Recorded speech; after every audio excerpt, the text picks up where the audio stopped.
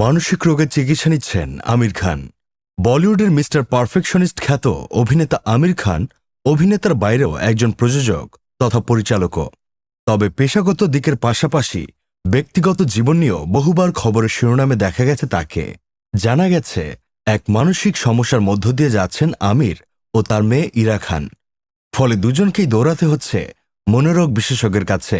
সম্প্রতি এ প্রসঙ্গে মুখ খুললেন আমির খান।